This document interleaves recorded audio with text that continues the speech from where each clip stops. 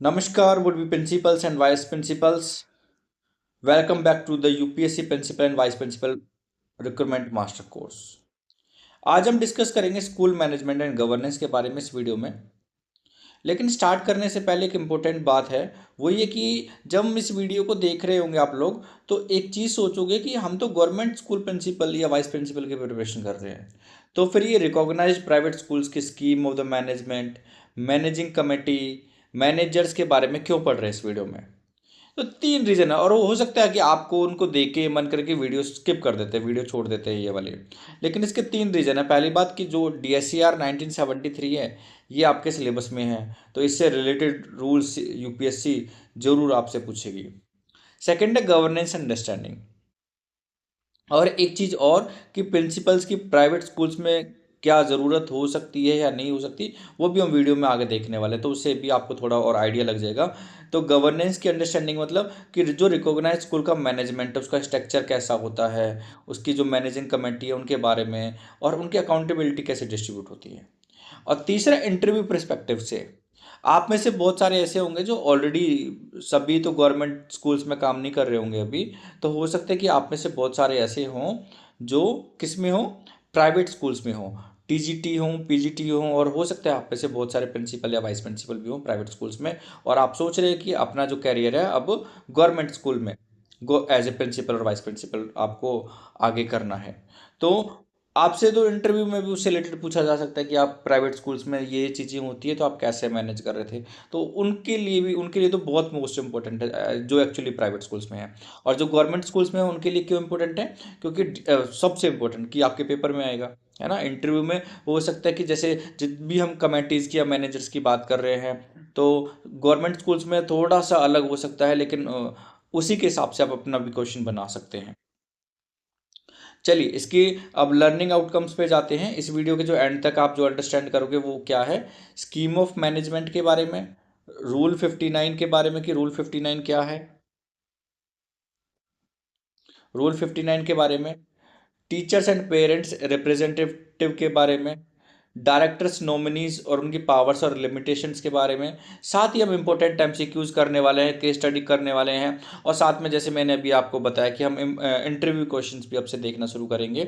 ठीक है, case based question के साथ इंटरव्यू क्वेश्चंस भी देखना शुरू करेंगे। और उसमें आज का तो मेन इंपॉर्टेंट क्वेश्चन यही है कि एज ए प्रिंसिपल आपकी क्या रोल्स हो सकते हैं, क्या लिमिटेशंस हो सकते हैं। और प्राइवेट वालों के लिए तो मस्ट है, गवर्नमेंट वालों के लिए भी है, लेकिन प्राइवेट वालों की हम ये देखेंगे कि गवर्नमेंट वालों के लिए वो कैसे अप्लीकेबल है होगा। जब आप प्रिंसिपल बन जाओगे गवर्नमेंट स्कूल में, तो आपके लिए वो प्राइवेट जो प्रिंसिपल वाइस प्रिंसिपल के बारे में हम पढ़ रहे हैं, DSCR के रूल्स, तो वो क्यों पढ़ रहे हैं साथ में, वो भी आप देखेंगे।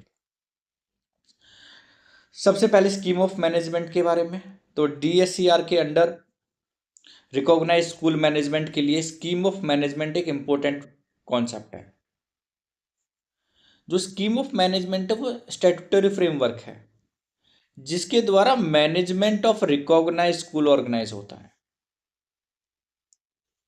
स्कीम का ब्रॉड पर्पस स्कूल के मैनेजमेंट स्ट्रक्चर और फंक्शनिंग को ऑर्गेनाइज करना है।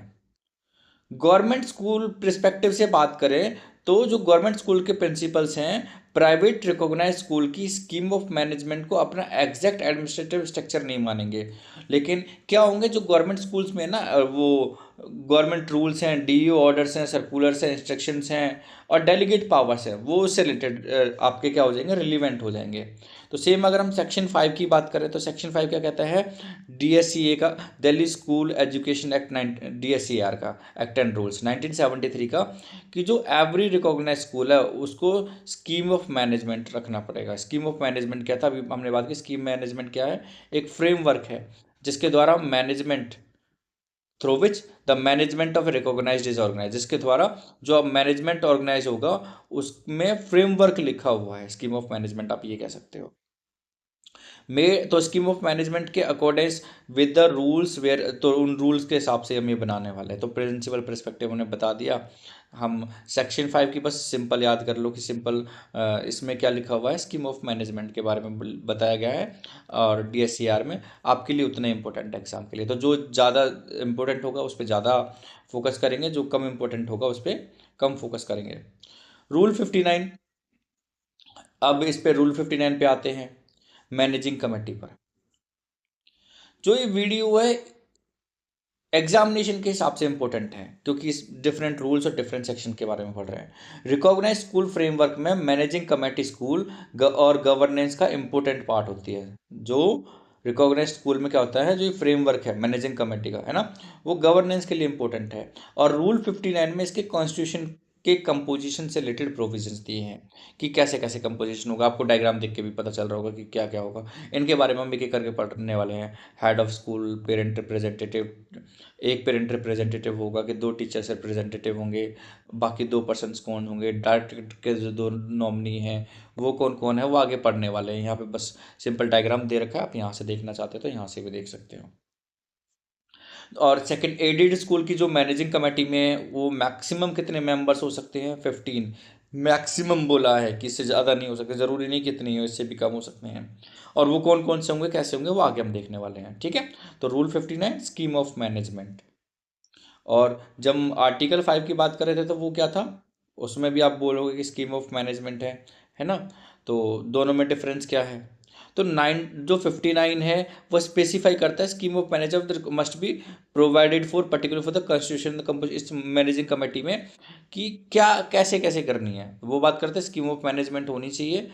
सेक्शन 5 रूल 59 उसको रूल्स बता रहा है। हमने जो शुरू में बताया था ना एक्ट्स एंड रूल्स में डिफरेंस क्या है, तो ये पूरा प्रॉपर कंपोजिशन बता रहा है कि कैसे कैसे होगा। ओके।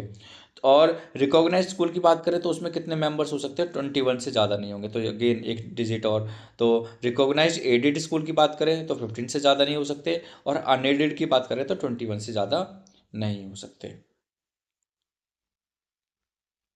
तो दोनों चीज़ें याद रखनी है, एडेड के लिए 15 से ज़्यादा नहीं हो सकते, और अनएडेड के लिए 21 से ज़्यादा नहीं हो सकते। तो एग्जैक्टली 15 हो सकते हैं क्या, नहीं। तो एग्जैक्टली वर्ड अगर आपके एग्जाम में आ जाता है तो उस पर ध्यान देना है कि एग्जैक्टली की बात नहीं करता है हमारा रूल 59। ओके। इस फ्रेमवर्क में आपको क्या क्या अभी बात की हमने, मैनेजमेंट की बात कर रहे थे, हेड ऑफ स्कूल्स की बात कर रहे हैं, टीचर्स की बात कर रहे हैं, पेरेंट्स की बात कर रहे हैं, डायरेक्टरी नॉमिनी की बात कर रहे हैं। इनको आइडेंटिफाई करना है। तो याद करने के लिए इस पेज पे दो ही चीज़ें, कि एडेड में कितने मेंबर्स हैं, अनएडेड में कितने मेंबर्स हैं। ये कॉन्स्टिट्यूशन तो की कंपोजिशन तो हम आगे देखने वाले हैं, इसलिए यहाँ पे पूरा ये नहीं बता रहा हूँ कि डायरेक्टर के नॉमिनी की बात करें तो वो कौन है, कितने कौन कौन से होंगे, फिर टीचर से रिप्रेजेंटेटिव कौन होंगे, कैसे सिलेक्शन करना है, पेरेंट रिप्रेजेंटेटिव कौन होगा, और जो बाकी और पर्सन्स हैं वो मेन कंपलसरी है कि नहीं है, उनके बारे में हम आगे देखने वाले हैं आगे की स्लाइड्स में, इसलिए यहाँ पे इतनी ज़्यादा बात नहीं की गई है। ओके सो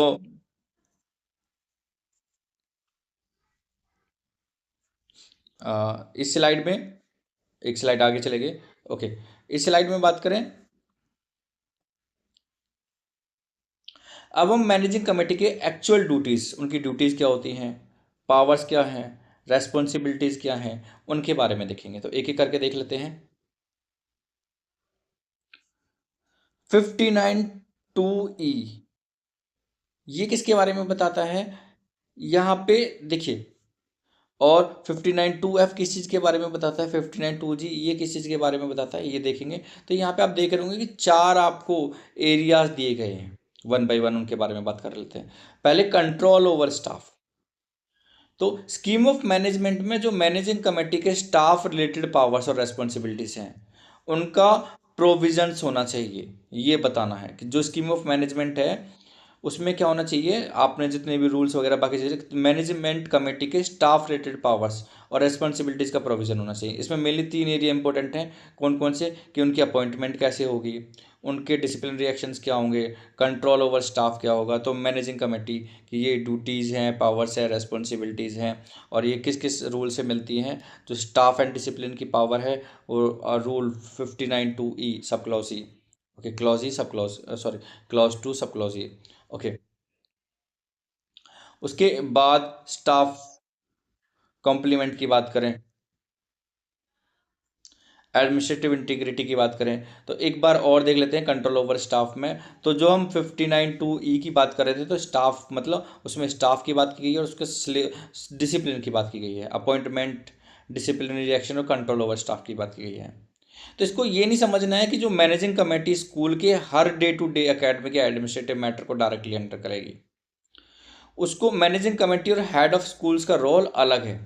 जो हेड ऑफ स्कूल्स है उसकी एक्सटेंसिव एकेडमिक और एडमिनिस्ट्रेटिव रेस्पॉन्सिबिलिटीज बाद में पढ़ने वाले हैं।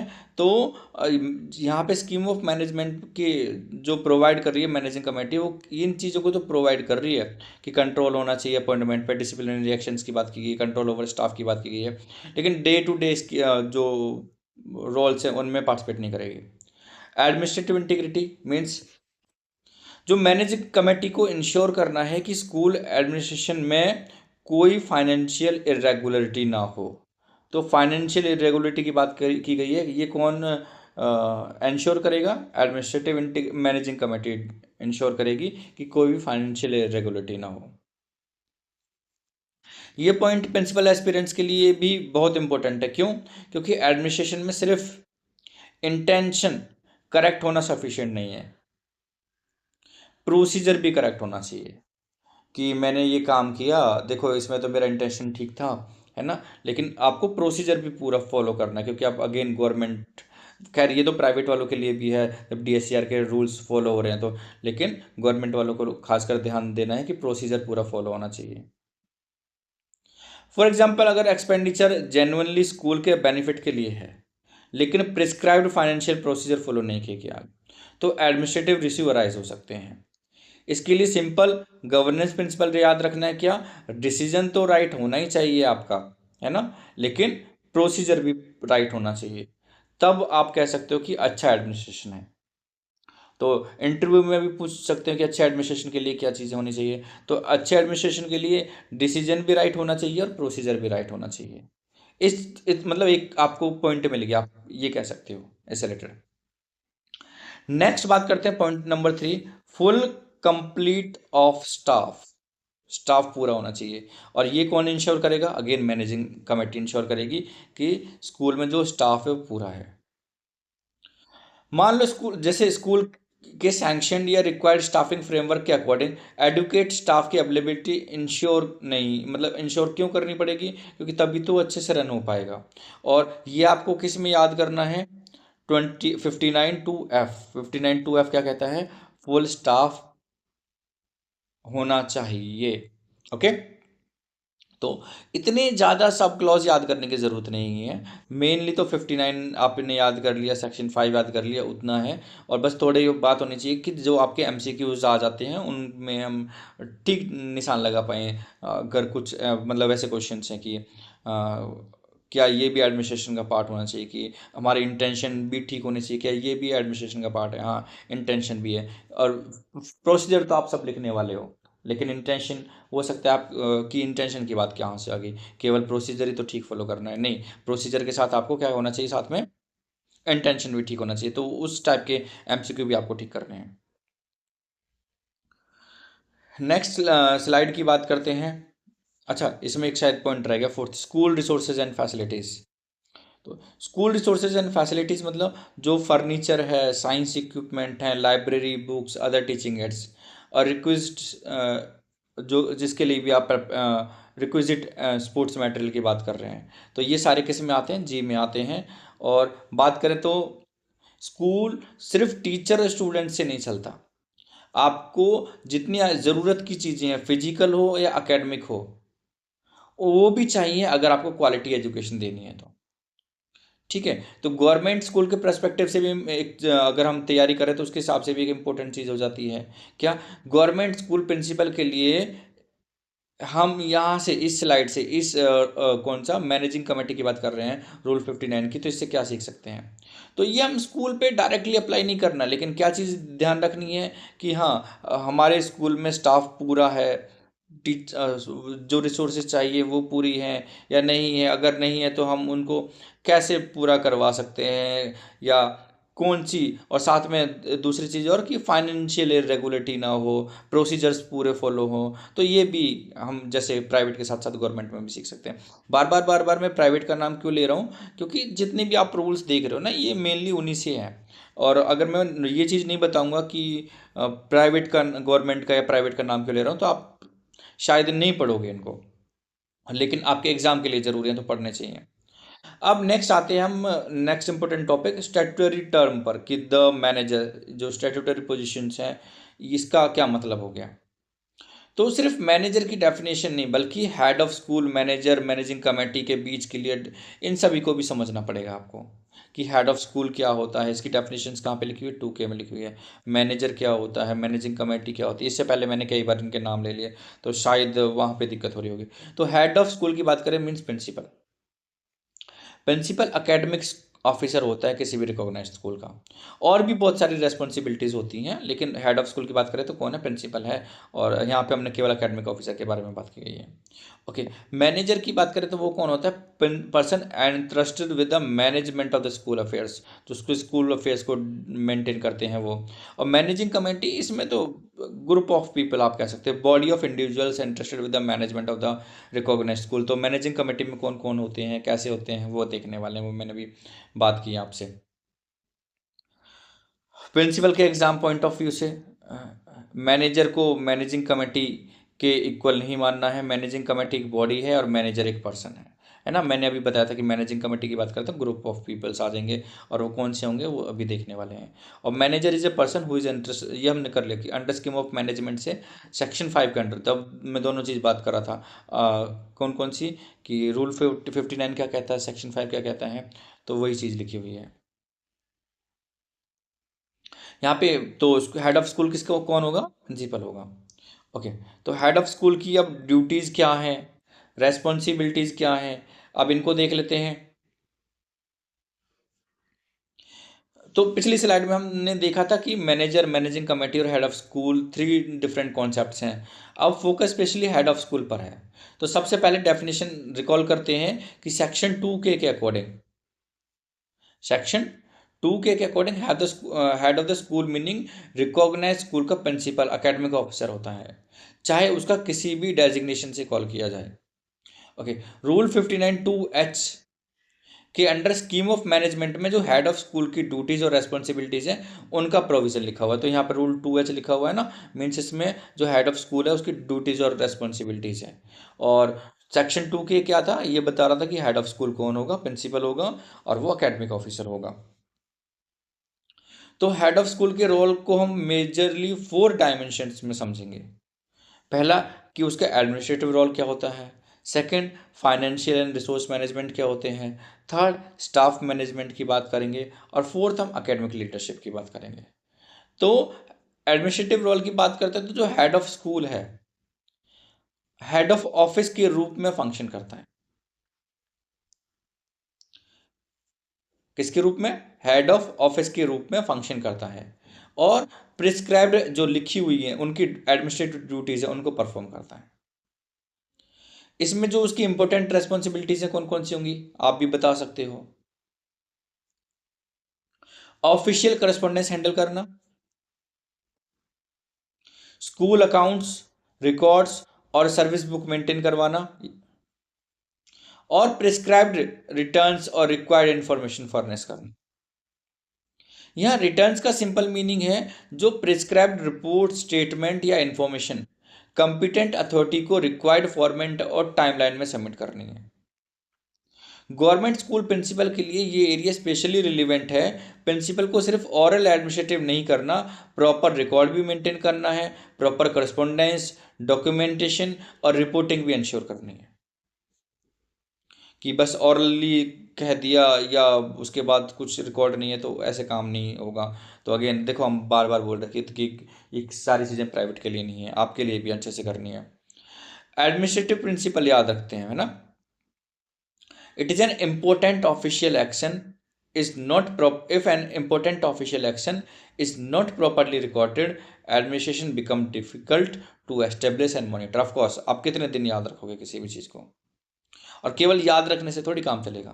और आप उस पोजीशन पे कब तक हो, अगला जब उस पोजीशन पे आएगा कोई भी, तो उसको भी पता होना चाहिए कि क्या, अगर कोई भी रिपोर्ट भेजनी है तो किस बेसिस पे भेजनी है। फॉर एग्जांपल है, अगर आपने प्रिंसिपल एज ए प्रिंसिपल या वाइस प्रिंसिपल ज्वाइन किया, आपसे जो पहले वहाँ पे हेड थे, हेड ऑफ स्कूल्स थे, उन्होंने कोई भी रिकॉर्ड मेंटेन नहीं कर रखा, तो it will be very difficult for you कि पहले क्या था, आपसे कोई भी रिकॉर्ड मांगा जाए, रिकॉर्ड भी नहीं मांगा जाए, आपको खुद स्कूल रन करना है, किस हिसाब से रन करना है, तो वो कैसे पता लगाओगे। तो उसमें स्टार्टिंग में आपको बहुत सारी डिफिकल्टीज हो सकती है। और एज आप गवर्नमेंट स्कूल के लिए प्रिपरेशन कर रहे हो, तो गवर्नमेंट में तो आपको ऑफ कोर्स लास्ट तक भी प्रॉब्लम हो सकती है अगर आपने प्रॉपरली मेंटेन नहीं किया। नेक्स्ट हम फाइनेंशियल रिसोर्सेज और मैनेजमेंट की बात करते हैं। तो head of school drawing and disbursing officer के रूप में काम करता है। Subject to the applicable provisions के रूप में, है ना, कि कौन कौन से प्रोविजंस हैं उसके हिसाब से काम करने होंगे। साथ ही जो पीपल फंड का प्रॉपर यूटिलाइजेशन होना चाहिए, जो स्टूडेंट फंड है उसका अलग अलग नाम हो सकते हैं अलग अलग स्टेट में, अलग अलग संगठन में, तो लेकिन स्टूडेंट जो फंड है उसका प्रॉपर यूटिलाइजेशन करना। स्कूल प्रॉपर्टी और स्टॉक्स की एनुअल फिजिकल वेरिफिकेशन इंश्योर करना। तो अगेन आप लोगों में से बहुत सारे लोगों को इस चीज़ें पता होंगी, लेकिन जब हमारे पास हेड ऑफ ड्यूटीज़ आपसे पूछी जाती हैं, रेस्पॉन्सिबिलिटीज़ पूछी जाती है, तो शायद इनमें हम ये कह सकते हैं कि क्या ये भी चीज़ बताने की थी। ऑफ कोर्स जब वो काम करने का है तो वो बताने का भी है, और बताने का है तो प्रॉपर रिकॉर्ड रखने का भी है। लेकिन साथ में एक चीज़ ध्यान रखने की, जो प्रिंसिपल या डीडीओ होने के का मतलब ये नहीं कि आपके पास अनलिमिटेड फाइनेंशियल अथॉरिटी है, जो हम बात कर रहे थे। फाइनेंशियल एक्शन हमेशा applicable rules, delegated financial powers और प्रिस्क्राइब्ड प्रोसीजर के अकॉर्डिंग होना चाहिए। और दूसरा कि प्रोसीजर के अकॉर्डिंग होना चाहिए, लेकिन कौन से प्रोसीजर के अकॉर्डिंग होना चाहिए, तो ये प्रोसीजर हम पढ़ने वाले हैं अगेन, है ना। अभी हम डीएससीआर के रूल्स पढ़ रहे हैं, बेसिक बेसिक इंट्रोडक्शन पढ़ रहे हैं। तो जो ये है कि फाइनेंशियल मैनेजमेंट है, जीएफआर रूल्स हैं, डीडीओ एडमिनिस्ट्रेशन की जो डिटेल्स हैं, ये हम लेटर मॉड्यूल 2 में, अभी हमारा कौन सा चल रहा है, मॉड्यूल 1 चल रहा है, और मॉड्यूल 1 की भी चैप्टर 1 में भी यूनिट 1 चल रही है। तो चैप्टर 1 में हमारी 5-6 यूनिट्स है, उसके बाद चैप्टर 2 पे पहुंचेंगे, तो उसके फिर सेकंड चैप्टर पे पहुंचेंगे, फिर मॉड्यूल 2 पे पहुंचेंगे। तो मॉड्यूल 2 में बात करने वाले हैं फाइनेंशियल मैनेजमेंट।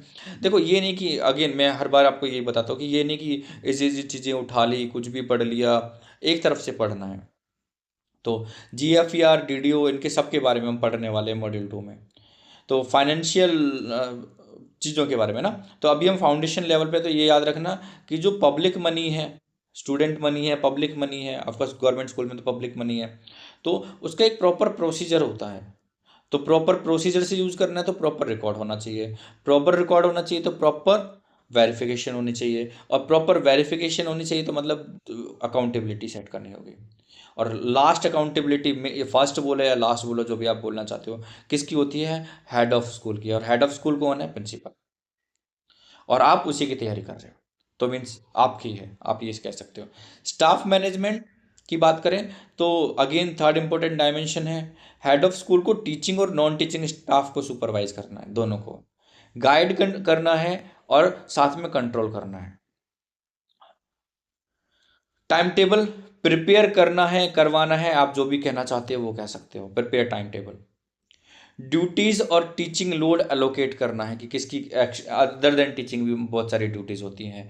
और अगेन जब आप टाइम टेबल बना रहे हो तो उसमें भी आपको रूल्स पता होने चाहिए, तो वो भी हम सारी चीज़ें बाद में। प्रोविजंस अगर आपने नहीं देखा है तो स्टार्टिंग में जो हमने ओरिएंटेशन क्लास की है, तो उसमें देख सकते हो कि कौन सा टॉपिक कौन से मॉड्यूल में कौन से चैप्टर में और कब होने वाला है, सारी चीज़ें लिखी हुई हैं।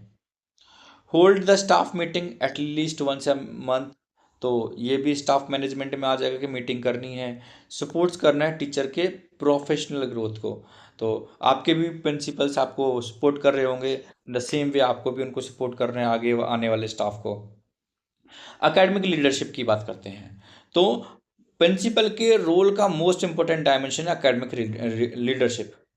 आप हेड ऑफ स्कूल हो, एनुअल एकेडमिक वर्क प्लान करना है, क्लासरूम टीचिंग को सुपरवाइज करना है, सब्जेक्ट और इंटर सब्जेक्ट वर्क कोऑर्डिनेट करवाना है और करना है, एडमिशन्स और एग्जामिनेशन ओवरसी करना है। आपने ड्यूटीज़ दे दी तो ये नहीं उसके बाद कुछ नहीं देखना, वो भी करनी है। रेमेडियल क्लासेस लगती है, उनको अरेंज करना है, उनके लिए अलग अरेंजमेंट की ज़रूरत पड़ती है, वो करनी है। करिकुलर एक्टिविटीज़ पे ध्यान देना है, लाइब्रेरी के यूज़ को प्रमोट करना है, को करिकुलर एक्टिविटीज़ को प्रमोट करना है।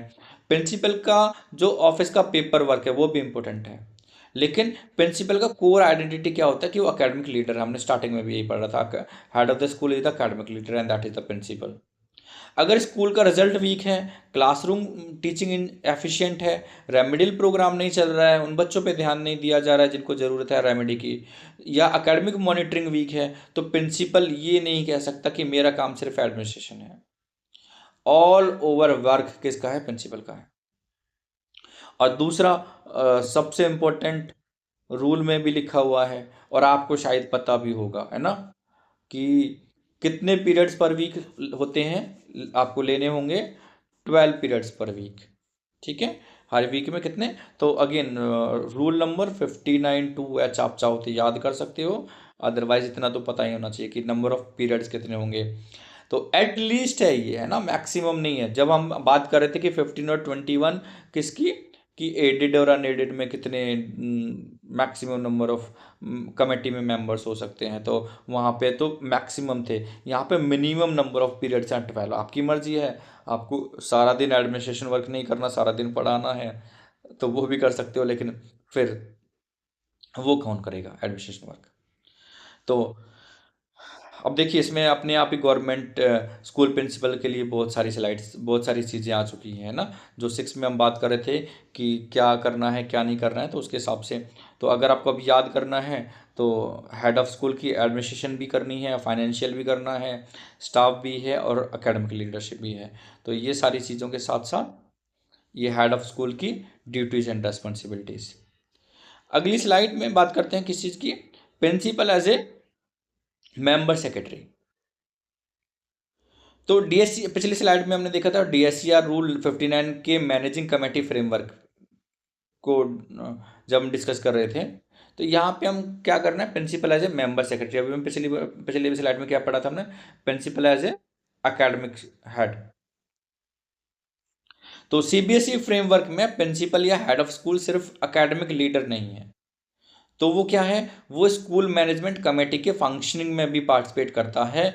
किस प्रिस्क्राइब्ड में, हेड ऑफ स्कूल है, ex officio member of secretary अपने आप माना जाएगा, और स्कूल मैनेजमेंट कमेटी में भी है। ओके, सिंपल लैंग्वेज में एक्स ऑफिशियो का मतलब क्या हो जाएगा, प्रिंसिपल को ये पोजीशन किसी सेपरेट पर्सनल इलेक्शन की वजह से नहीं मिलती। तो सोशल साइंस वालों को शायद एक्स ऑफिशियो का मतलब ज़्यादा अच्छे से पता होगा। प्रिंसिपल और जो हेड ऑफ स्कूल्स का ऑफिस होल्ड करने का कॉन्सिक्वेंस में एसएमसी रोल मिलता है, मतलब उसको साथ में ये रोल भी मिल जाता है, आप ये कह सकते हो।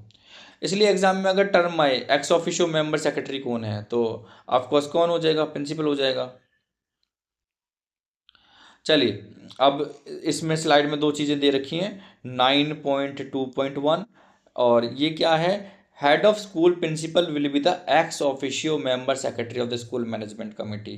ओके, तो सिंपल याद करना है, हेड ऑफ द स्कूल है, और ये याद करने की जरूरत नहीं कौन से, एसएमसी कंपोजिशन में जो हेड ऑफ द स्कूल है वो इंक्लूडेड होगा किसमें, इन द मैनेजमेंट कमेटी, और क्या होगा, will be a member secretary होगा उसका, किसका, एसएमसी स्कूल मैनेजमेंट कमेटी का मेंबर सेक्रेटरी कौन होगा, हेड ऑफ द स्कूल होगा, and that is the principal जो हम यहाँ पे बात कर रहे हैं।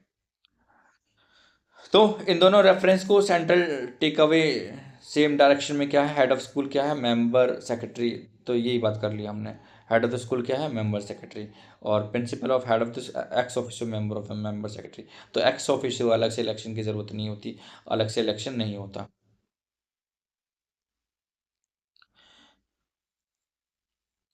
चलिए, ये आपने देख लिया है, DSCR rule 59, CB affiliation bylaw, specific provision making the head of the school principals, कोई खास याद नहीं है, ये दो मेन चीज़ें थी, वो बता दी, एक्स ऑफिशियो क्या होता है वो बता दिया। ठीक है, यही आपके लिए काफ़ी स्लाइड में। ओके, अगली स्लाइड पे चलते हैं, टीचर रिप्रेजेंटेटिव्स की बात करते हैं।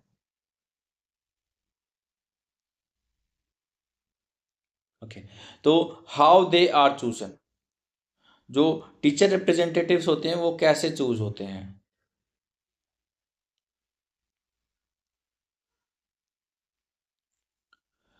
Teachers of the school elect from among themselves, means आपस में से ही। और कैसे होते हैं, क्या किसी को भी पिक करना है, नहीं, इलेक्ट होते हैं, है ना, सिलेक्ट नहीं होते, इलेक्ट होते हैं। सिलेक्ट और इलेक्ट में डिफरेंस है, पता है ना आपको, क्या, कि सिलेक्ट तो किसी भी दो को पिक कर लिया, और दो टीचर्स क्या होंगे, इलेक्टेड होंगे from the same school, from among themselves, उन्हीं में से। मीन्स अगर दो सेक्शन का है तो अब आप सोच सकते हो कि सेम स्कूल की बात की है, साथ में अमंग देमसेल्फ की बात क्यों की गई है। यानी ये टीचर्स बाहर के किसी स्कूल के से नॉमिनेट नहीं किए जा सकते, स्कूल के टीचर अपने ही टीचर्स में से रिप्रेजेंटेटिव इलेक्ट करते हैं। तो सिंपल प्रोसेस क्या है, टीचर ऑफ द स्कूल होना चाहिए, इलेक्ट करेंगे among from them self 2 teachers representative को मैनेजिंग कमेटी के लिए। तो जो मैनेजिंग कमेटी में है, एक तो हमारे प्रिंसिपल हो गए, ओके, दूसरे क्या हो गए, 2 टीचर्स हो गए सेम स्कूल के। वाई टीचर रिप्रेजेंटेटिव्स, इसकी बात क्यों करते हैं? क्योंकि इसका मतलब बात इसलिए करते हैं कि इसका लॉजिक क्या है। तो टीचर स्कूल के ग्राउंड लेवल के एकेडमिक फंक्शन को डायरेक्टली अंडरस्टैंड करते हैं। टीचर्स रिप्रेजेंटेटिव से टीचिंग, लर्निंग और स्टाफ पर्सपेक्टिव को इंस्टीट्यूशनल गवर्नेंस में रिप्रेजेंटेशन मिलती है। इसलिए यह हम स्पेशली रिकॉग्नाइज स्कूल और मैनेजमेंट कमेटी अंडर रूल 59 की बात कर रहे हैं ना। तो प्राइवेट हो, रिकॉग्नाइज स्कूल होना चाहिए, गवर्नमेंट होना चाहिए। गवर्नमेंट वाले भी आप बता सकते हैं कि ऑफकोर्स गवर्नमेंट में भी 2 टीचर रिप्रेजेंटेटिव का फार्मूला है ना, आप जानते हैं। तो DSCR ने लिखा हुआ है, तो दिल्ली के लिए भी ये एप्लीकेबल है। अब स्लाइड का सबसे इंपॉर्टेंट पार्ट क्या है, रूल 59(1)(b) का सेकंड। इन दोनों को, 2 रूल्स है ना, इनको do not confuse, exam trap क्या हो सकते हैं। 2 school of the school elected by the teachers from among themselves. अगला क्या है, 2 other persons who have been teachers of another school और college nominated by the advisory body, 1 must be a woman. ये आगे आने वाला है, ठीक है। तो इसलिए पहले बता दिया कि दोनों, एक तो हो गया 2 टीचर्स उसी स्कूल के होने चाहिए, ओके। दूसरा होना चाहिए 2 पर्सन्स होने चाहिए जो टीचर्स हैं और दूसरे स्कूल से हैं या कॉलेज से हैं। और उनको कौन, ये इलेक्ट नहीं होते, ये नॉमिनेट होते हैं। जो 2 टीचर्स हैं वो इलेक्ट हो रहे हैं, ये नॉमिनेट हो रहे हैं। और कौन नॉमिनेट कर रहा है, बाय द एडवाइजर बोर्ड। और उन 2 नॉमिनेशंस में से 1 मस्ट बी वुमेन, एक वुमेन होनी चाहिए। तो सिंपल, माइनॉरिटी स्कूल के लिए भी क्या यही है। तो एक बार आप पढ़िए, या ओके, एक बार आप पढ़िए क्या लिखा हुआ है। तो ये वाला मैं बता देता हूँ, 2 teachers elected from among themselves, कि क्या ट्रस्ट के लिए भी वही रूल है या अलग रूल है, एडिशनल प्रोविजंस हैं। सीनियर मोस्ट टीचर्स की बात कर रहे हैं माइनॉरिटी स्कूल्स में, या कौन क्या होता है उसमें, उसमें इलेक्शन होता है कि नहीं होता, ये एक बार इसमें से देखना है आपको, ओके। नेक्स्ट स्लाइड की बात करते हैं, पेरेंट रिप्रेजेंटेटिव। पिछले में क्या था, टीचर रिप्रेजेंटेटिव। तो टीचर रिप्रेजेंटेटिव के बाद जब पेरेंट रिप्रेजेंटेटिव की बात करेंगे, तो क्लॉज, टीचर रिप्रेजेंटेटिव था, 2 टीचर्स थे, इलेक्ट हो रहे थे। पेरेंट रिप्रेजेंटेटिव मतलब एक पेरेंट होगा, और पीटीए से, पीटीए मेंबर होना चाहिए, उसमें से इलेक्ट होगा। पीटीए, पेरेंट्स टीचर्स एसोसिएशन, है ना। अगर आपको पीटीए की फुल फॉर्म नहीं है, पेरेंट्स टीचर्स एसोसिएशन में से एक पेरेंट होगा, और वो the parent must be a member of school, की पीटीए का मेंबर होना चाहिए, उसमें से एक पेरेंट लेना है। तो ये कैसा होगा, इलेक्ट होगा कि सिलेक्ट होगा, इलेक्ट होगा, ओके। टीचर्स दोनों इलेक्ट हो रहे हैं, पीटीए का जो एक पेरेंट मेंबर है वो इलेक्ट हो रहा है, किसके लिए, मैनेजिंग कमेटी के लिए। और सिलेक्ट कौन हो रहा था, अभी हमने देखा था, आगे भी आने वाला है दोबारा, 2 मेंबर्स, यहाँ पे था ना, क्या थे, 2 अदर पर्सन्स क्या हो रहे थे, सिलेक्ट हो रहे थे। नॉमिनेटेड का मतलब तो ये है ना, सिलेक्ट हो रहे हैं, इलेक्ट नहीं हो रहे। 2 नॉमिनेट हो रहे थे मेंबर्स, उसमें से एक टीचर था दूसरे स्कूल का या कॉलेज का, और उन दोनों में से एक, मतलब दोनों ही स्कूल के टीचर्स थे, स्कूल या कॉलेज के, और उनमें से एक कम से कम वो मैन होनी चाहिए। तो ये क्या थे, नॉमिनेट थे। तो नॉमिनेट हो रहा है कि इलेक्ट हो रहा है, तो इस चीज़ का याद रखना है, साथ में कितने मेंबर्स की बात कर रहे हैं, ओके। एक पेरेंट पीटीए मेंबर होना चाहिए और इलेक्टेड होना चाहिए, बस इतना काफ़ी है। उससे ज़्यादा स्लाइड 11 में कोई खास बात नहीं है। अब मैनेजिंग कमेटी की जो कंपोजिशन की बात करते हैं ना, तो कंपोजिशन मतलब जो हमने अभी तक पढ़ा है वो, एक बार कोई डायरेक्टर्स नॉमिनी रह गया, ओके, डायरेक्टर्स नॉमिनी रह गया, ये पढ़ लेते हैं। तो 2 members nominated by the director, एक एजुकेशनिस्ट होगा, दूसरा डीओई का ऑफिसर होगा, nominated by the director. Minimum rank कितनी क्या होनी चाहिए डीओई के ऑफिसर की। अब देखो, principal of a higher secondary school, जब हायर सेकेंडरी स्कूल का क्या होना चाहिए, प्रिंसिपल होना चाहिए, उसी को ही डीओई नॉमिनेट कर सकता है। तो यहाँ पे ऐसा तो नहीं लिखा हुआ ना कि गवर्नमेंट ही स्कूल का होगा, पर ऐसा भी नहीं लिखा हुआ प्राइवेट का होगा, पर साथ में क्या है, बस रिकॉग्नाइज्ड का होगा, है ना, इतना लिखा हुआ, 1 officer of DOE Delhi, okay, officer of the directorate of education. तो क्या जब officer of directorate of education की बात कर रहे हैं तो वो गवर्नमेंट का नहीं हो जाएगा? ठीक है, देखना है। तो ये स्लाइड पूरी कि educationist 1%, DOE officer 1%, total directorate के कितने नॉमिनी हो गए? 2। और हम जब पढ़ रहे थे ये किसके नॉमिनीज हैं? पेरेंट्स के। ये किसके हो गए नॉमिनी हो गए? डायरेक्टर के। और यहाँ पे हम किसके नॉमिनीज की बात कर रहे थे? एडवाइजर बोर्ड से। तो ये अगेन इसमें कन्फ्यूजन नहीं होना है। चलो टोटल हम लास्ट में कर लेते हैं, स्लाइड 12 देख लेते हैं। स्लाइड 12 पे आपको पूरा एक साथ दिख जाएगा कि ऑफकोर्स सारे जितने भी आपके थोड़े बहुत कन्फ्यूजन बचे होंगे वो भी स्लाइड 12 में हट जाएंगे। तो शुरू से बात करते हैं कि एडेड स्कूल की बात करते हैं। मैक्सिमम नंबर ऑफ मेंबर्स कितने हो सकते हैं? 15। अनएडेड में कितने हो सकते हैं? Maximum number of members 21। और ये अपर लिमिट है ना, उतना ध्यान रखना है। मैंडेटरी कैटेगरीज की बात करते हैं रूल के अंदर, तो पहला कौन होगा? हेड ऑफ द स्कूल होगा। Again head of the school एक होता है तो वो तो इंक्लूडेड होगा, तो उसको तो ये करने की जरूरत नहीं कि कितने होंगे। हेड ऑफ द स्कूल एक है तो वही होगा। ठीक है, प्रिंसिपल ही होंगे जो हमारे किस में होंगे? कमेटी में होंगे, मैनेजिंग कमेटी में होंगे। पेरेंट कितने होंगे? एक होंगे। और वो क्या होंगे? इलेक्टेड होंगे और पीटे के मेंबर होंगे। टीचर्स कितने होंगे? सेम स्कूल के होंगे, 2 होंगे। इलेक्टेड होंगे, उन्हीं टीचर्स में से होंगे। ठीक है, तो इलेक्टेड में तो मतलब रिप्रेजेंटेशन बता सकते हो आप। एडवाइजरी बोर्ड के नॉमिनी कितने होंगे? 2 होंगे। नॉमिनेटेड वो एडवाइजर बोर्ड होंगे। और कौन कौन से हैं? एटलीस्ट एक वोमेन होनी चाहिए। और साथ में क्या लिखा हुआ कंपोजिशन की बात करें तो हम have been teacher of the another school या कॉलेज होना चाहिए, जो है दोनों ही की बात कर रहे हैं। और एटलीस्ट उनमें से एक वुमेन होना चाहिए। जब डायरेक्टर की नॉमिनी की बात करते हैं तो देखो इसमें कन्फ्यूजन शायद आपको था होगा, अब दूर हो गया होगा। उनकी कितनी बात करते थे? तो 2 हैं यहाँ पे डायरेक्टर नॉमिनी। डायरेक्टर नॉमिनेट करता है, एक एजुकेशनिस्ट को और दूसरा डीओई का ऑफिसर का। प्रिंसिपल से बिलो रैंक नहीं होनी चाहिए। अब हम बात कर रहे थे देखो 15 और 21 की, एडिड और अनएडिड में। तो बाकी रिमेनिंग कहाँ से होंगे? वो नॉमिनेट भी हो सकते हैं, इलेक्टेड भी हो सकते हैं। जिस सोसाइटी या ट्रस्ट का स्कूल, अगर हम प्राइवेट की बात करें, जिस सोसाइटी, इंडिविजुअल का नहीं हो सकता ना, हमने आपने देखा था पहले वीडियो में बात की थी। तो जिस सोसाइटी या ट्रस्ट का स्कूल है वो डिसाइड करेंगे कि रूल क्या है, जो उन्होंने रूल क्या बना रखा है, मैक्सिमम लिमिट कितनी कर रखी है, बस इससे ज़्यादा नहीं कर सकते 59-21 से। तो उस प्रोसीजर के हिसाब से होंगे। तो यहाँ पे कुछ भी याद करने का नहीं है इस वाले में, लास्ट वाले में। तो बस ये याद करना है कि ट्रस्ट और सोसाइटी के रूल के हिसाब से। ओके, तो कुछ और बचा क्या स्लाइड पे? नहीं।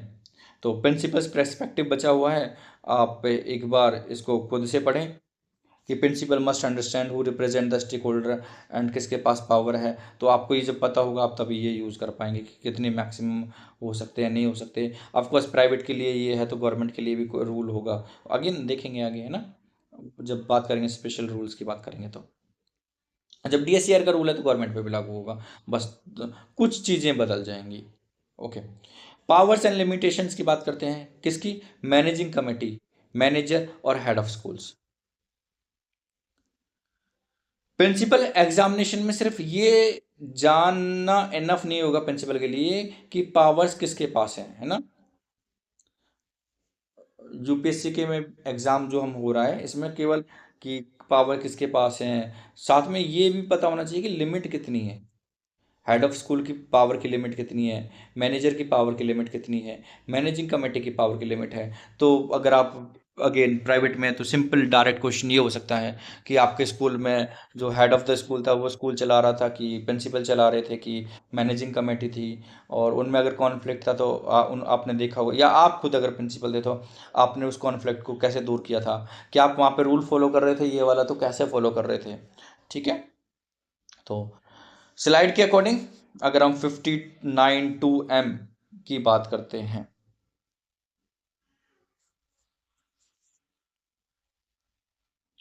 तो क्या है 59(2)M? Manager shall not interfere with the day to day administration and academic work में। एडमिनिस्ट्रेशन और एकेडमिक वर्क क्या होगा कि attend the schools administration work, attend the academic work, leads to the functioning, ये सारे किसके होंगे? हेड ऑफ द स्कूल के होंगे। मैनेजर क्या होगा, उनकी क्या लिमिटेशंस हैं? जहाँ पे except where the head of school is also the manager, अगर वो हेड ऑफ द स्कूल ही मैनेजर है तो देखो अलग बात है, तो वो मैनेजर की भी रेस्पॉन्सिबिलिटीज फुलफिल करेगा और हेड ऑफ द स्कूल की रिस्पॉन्सिबिलिटी फुलफिल करेंगे। लेकिन अगेन गवर्नमेंट में दोनों चीज़ें अलग अलग होंगी, ठीक है। तो प्राइवेट के हिसाब से वो दोनों एक दूसरे के में इंटरफेयर नहीं कर सकते। अगर दोनों एक ही हैं तो अलग बात है। मैनेजिंग कमेटी की बात करें,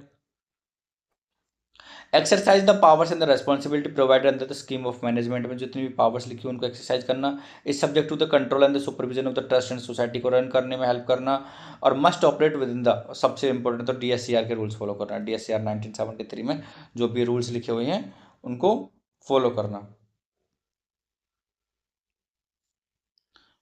फोर्थ है बिल साइनिंग रूल्स लिखे हुए हैं।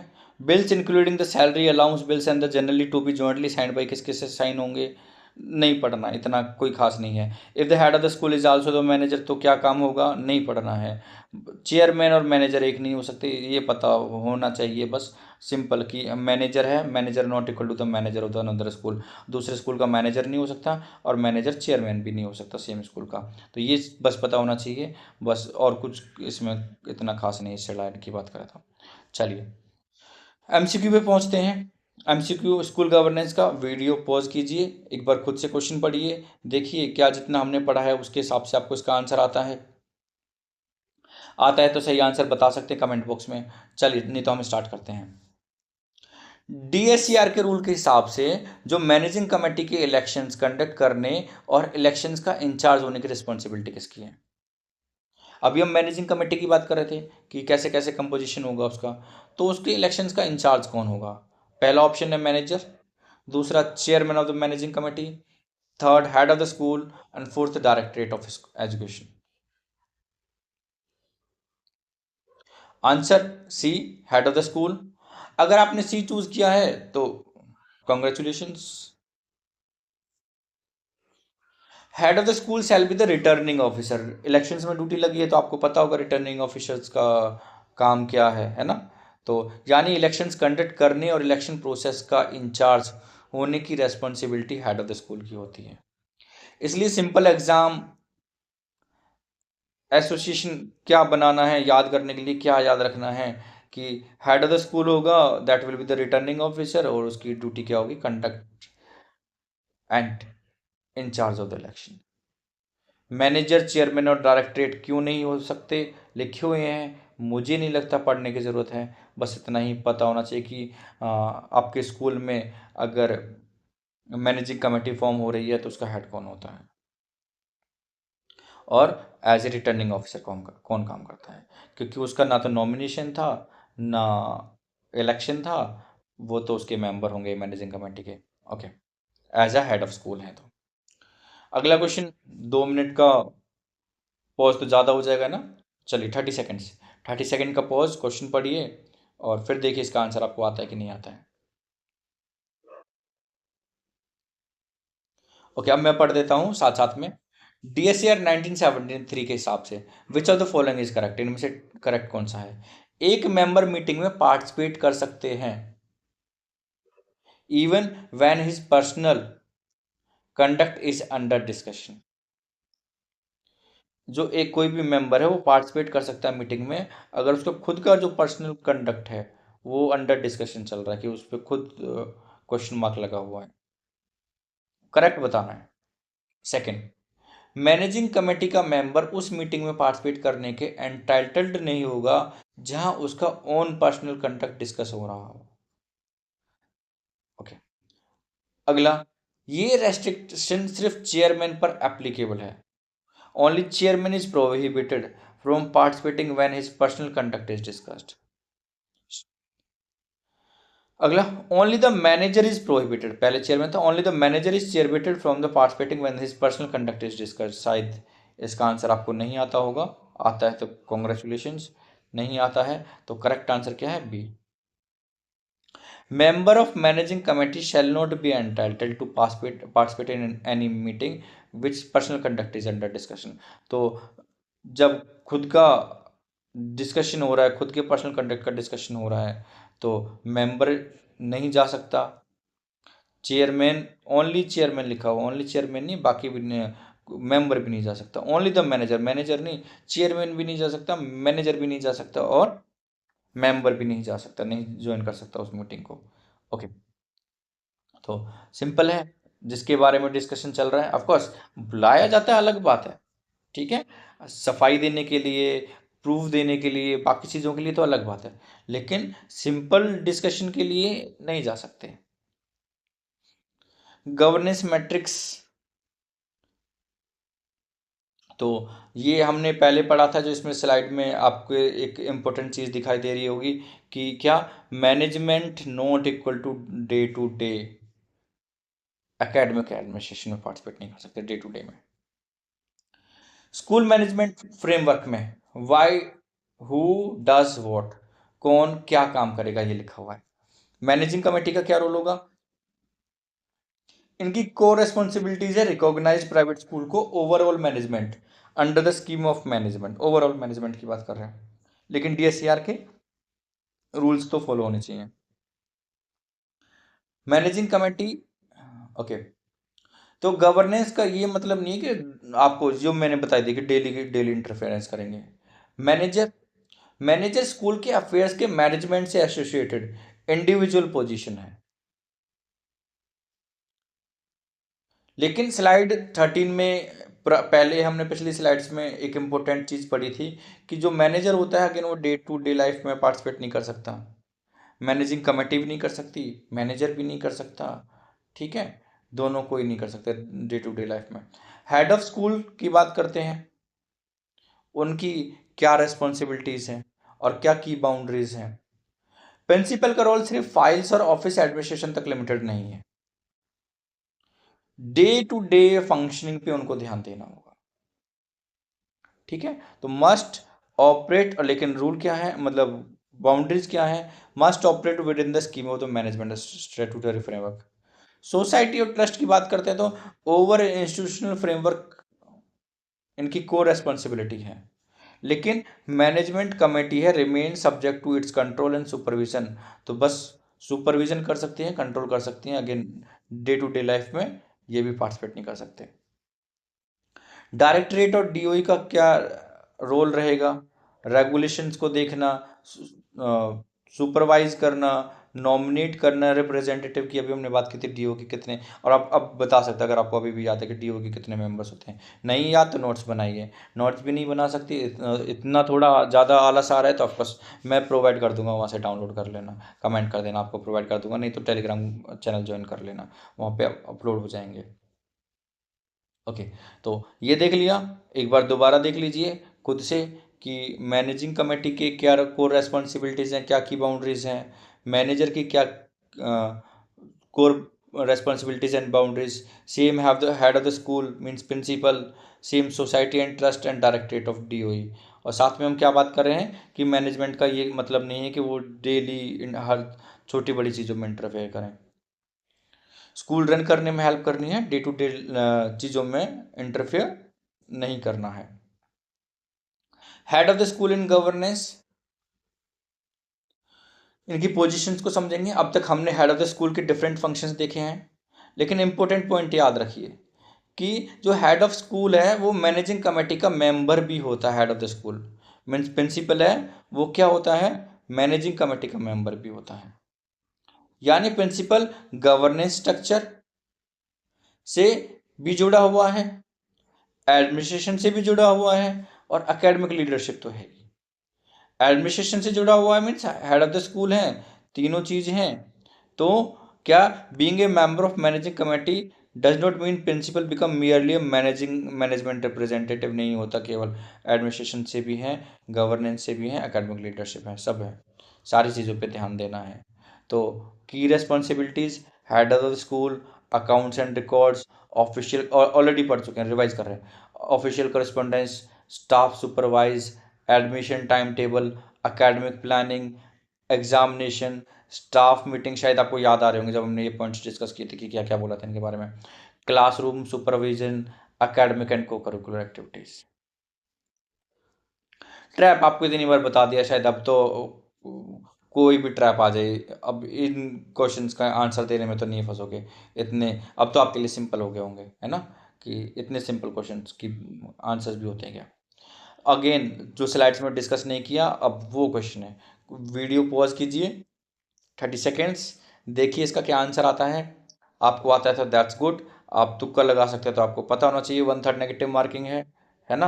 तो आप अक्कड़ बक्कड़ ABCD या कोई और आपके पास ट्रिक है तो उसको लगाने से पहले एग्जाम में सोचना है कि 1/3 नेगेटिव होने से, गलत मार्क्स, गलत निशान लगाने से आपके क्या मायने हो सकते हैं उसके।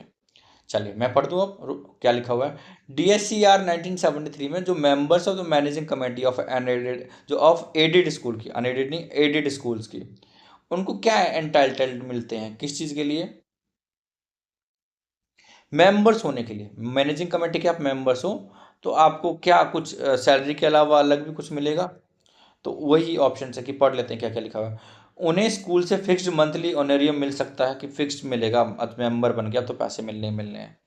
सेकंड, उन्हें सैलरी मिल सकती है लेकिन अलाउंस नहीं, की सैलरी मिलेगी अलाउंस नहीं मिलेगी। यहाँ पर तो फिक्स्ड ऑनरियम की बात की गई थी, यहाँ पे सैलरी की बात की गई है। तो सैलरी में और ऑनरियम में डिफरेंस क्या है, शायद आपको पता होगा, नहीं पता तो गूगल कीजिए, कमेंट बॉक्स में लिखिए, मुझे भी बताइए, मुझे भी पता चलेगा, है ना। वैसे मैं भी गूगल कर सकते हैं, शायद मुझे पता ही है। Okay, are not entitled to remuneration and honorarium और अलाउंस, कुछ नहीं मिलना, ना तो अलाउंस मिलना, ना रिम्यूनरेशन मिलना, ना ऑनरियम मिलना, ना सैलरी मिलनी, कुछ नहीं मिलना। डी, वो डायरेक्टर की अप्रूवल से क्या बोलते हैं, रिम्यूनरेशन रिसीव कर सकते हैं। तो correct option, correct answer MCQ 3 का सी, नॉट एंटाइटल्ड, कुछ नहीं मिलना मेंबर हो तो। नहीं तो कौन कौन मेंबर थे, एक हेड ऑफ द स्कूल, तो क्या उनको एक्स्ट्रा मिलेगा अलग से? दो हमारे PT टीचर्स, दो एक हमारा क्या था, PTA का मेंबर, है ना, और दो एडवाइजरी कमेटी के, दो DOE के नॉमिनेशन के, बाकी तो ट्रस्ट वगैरह के आपको पता था। मैक्सिमम 15 किसके लिए है और 21 किसके लिए है, एडिट के लिए 15 और एडिट के लिए 21। तो कुछ मिलेगा नहीं, एक्स्ट्रा कोई पैसा नहीं मिलेगा। मीटिंग अटेंडेंस अलाउंस, वो जो लिखी हुई है रूल्स, किसके, ट्रस्ट के या, है ना, ऑर्गेनाइजेशन के, तो उनके ऊपर डिपेंड है कि हाँ ठीक है, आपको आने जाने के लिए कुछ पैसा दे देना है कि नहीं देना है, आपने अटेंड किया उसके लिए कुछ देना नहीं देना, तो उनके लिए है, अदरवाइज नहीं मिलता। देखो कन्फ्यूजन नहीं होना इसमें, कि जहाँ पे लिखा है मिलेगा वहाँ पे लिखना है, सही था नहीं मिलेगा। और मे बी परमिटेड, हाँ अगर प्रिस्क्राइब लिमिट के हिसाब से, अगर ये वर्ड आ जाता है कि प्रिस्क्राइब लिमिट के हिसाब से may be permitted meeting attendance के लिए, तो वो अलग बात है, अलाउंस की बात की गई है ना, केवल किस चीज़ के लिए, प्रिस्क्राइब लिमिट के हिसाब से अलाउंस की बात की गई है। वैसे कोई फिक्स वगैरह है नहीं, कुछ नहीं है फिक्स। तो एग्जाम के हिसाब से कुछ नहीं मिलना, ठीक है। Meeting attendance allowance may be permitted, rule में होना चाहिए, है ना, जो ट्रस्ट ने बना रखे हैं पहले से ही।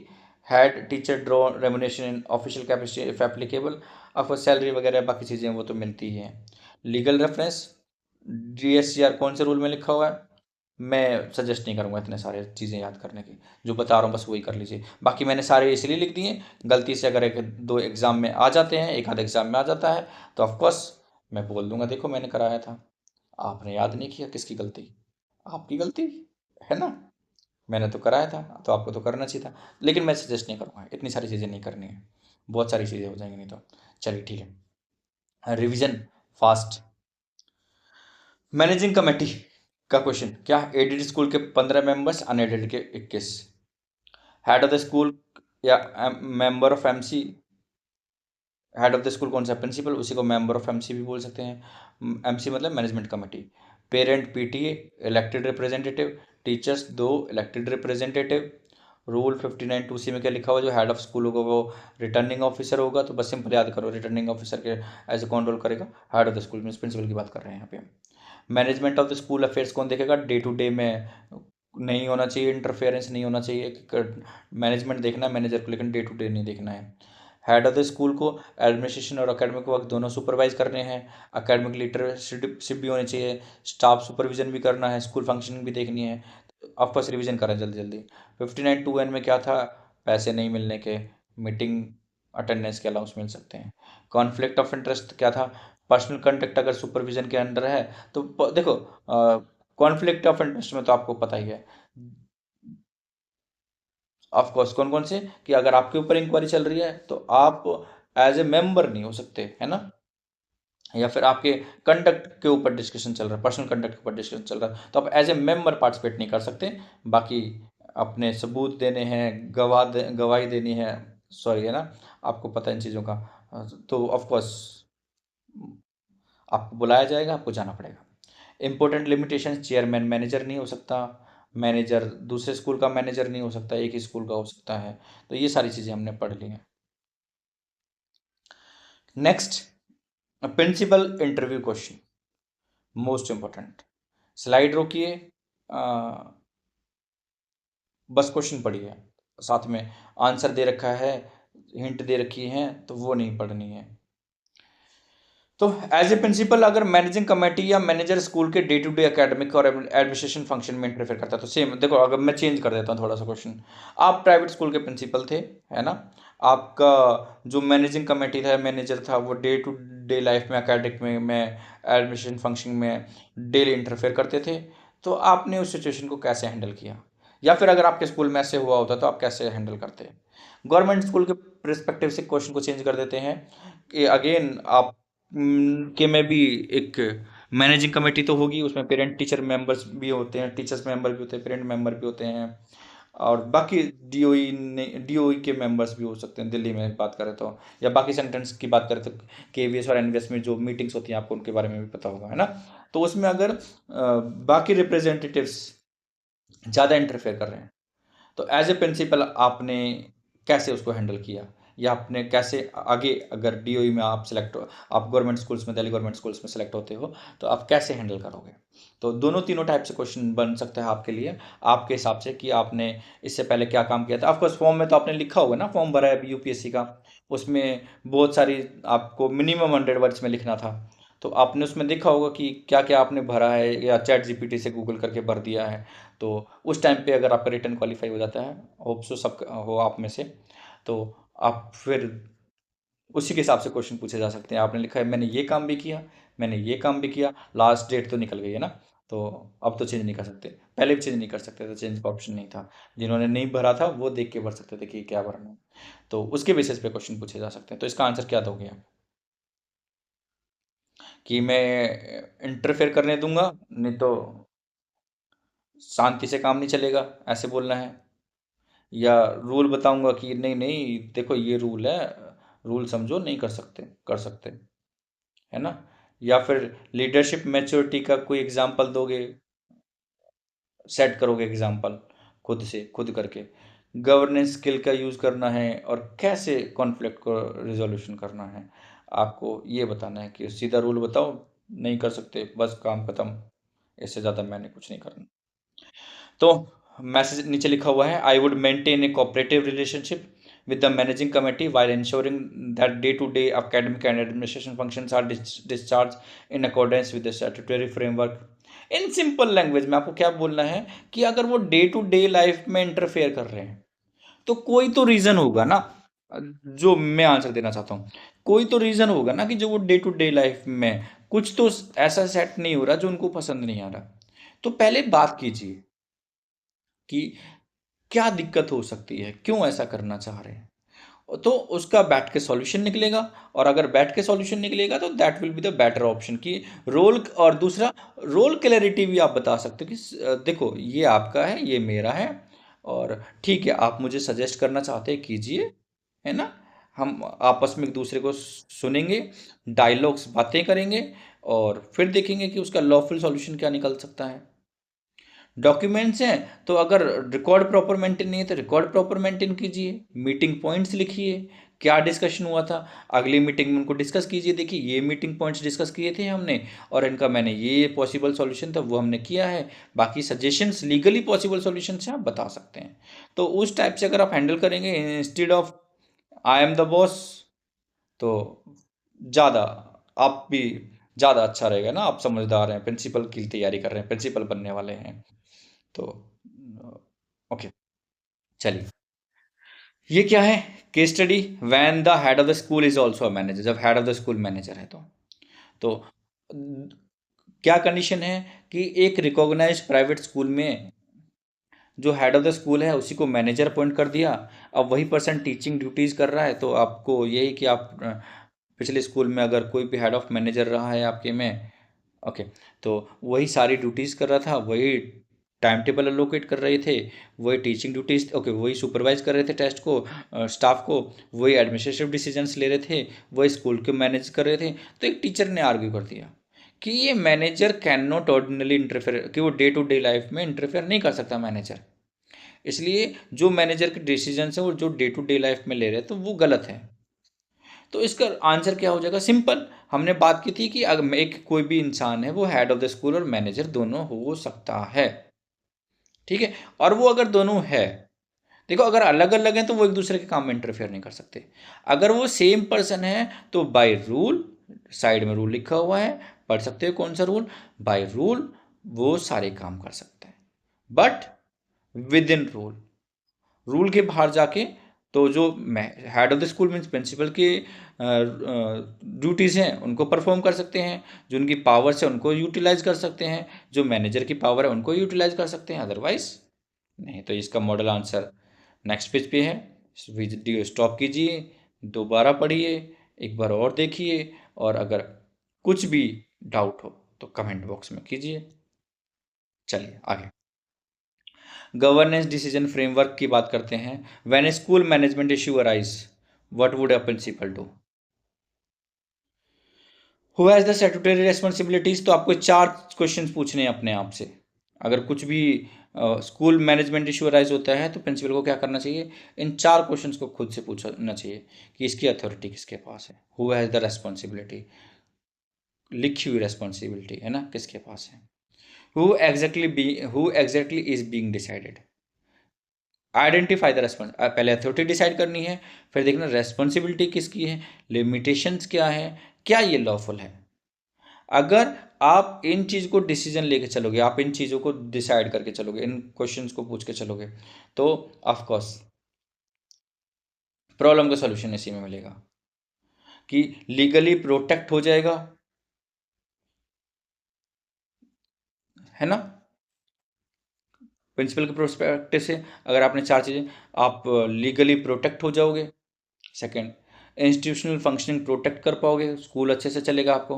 और ऑलवेज प्रोटेक्ट स्टूडेंट्स इंटरेस्ट, और स्कूल जो स्टूडेंट मेन एम तो क्या है किसी भी स्कूल को रन करने का, जितने भी हमने रूल्स देखे इनको बनाने का क्या है मेन आइडिया, वो यही है कि student first, student and their safety first, है ना।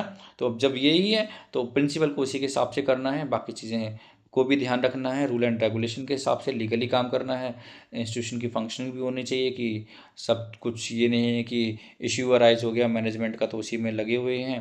तो ठीक है, एक बार पढ़िए, तो कंसल्ट कीजिए, क्लैरिफाई कीजिए, डॉक्यूमेंट रखिए, इम्प्लीमेंट कीजिए, और जो भी ज़रूरी है लॉफुली उसको एक्सेलेट कीजिए। दोबारा एक बार करना है तो एक बार और देख लेते हैं इसी स्लाइड को, क्या लिखी हुई है, आइडेंटिफाई द अथॉरिटी।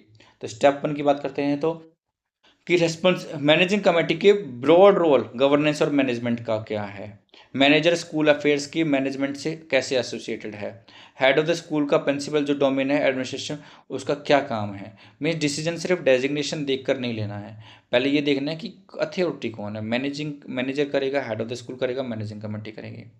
और जब ये डिसाइड हो गया है तो इशू क्या है, एकेडमिक से रिलेटेड है, एडमिनिस्ट्रेशन से है, फाइनेंशियल से है, सर्विस रिलेटेड है, मैनेजमेंट रिलेटेड है, मीन्स हर सीधी बात बोले तो जड़ में जाना है कि दिक्कत क्या है, क्या उस पर कोई रेस्ट्रिक्शंस हैं, और उन रेस्ट्रिक्शंस का ध्यान रखते हुए लॉफुल तरीके से उस इशू को सॉल्व करना है, ठीक है।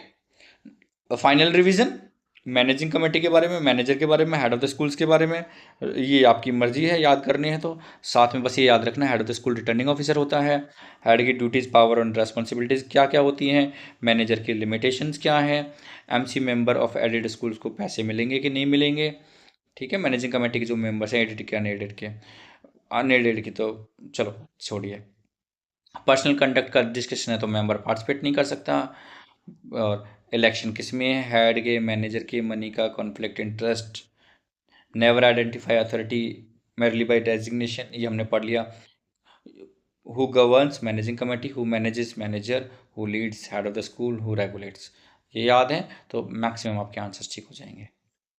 ओके, उसके बाद लास्ट स्लाइड 30, इसमें अभी तक हमने क्या पढ़ा वो कवर कर लिया है। ओके, उसके बाद हम नेक्स्ट क्या पढ़ने वाले हैं वीडियो 6 में।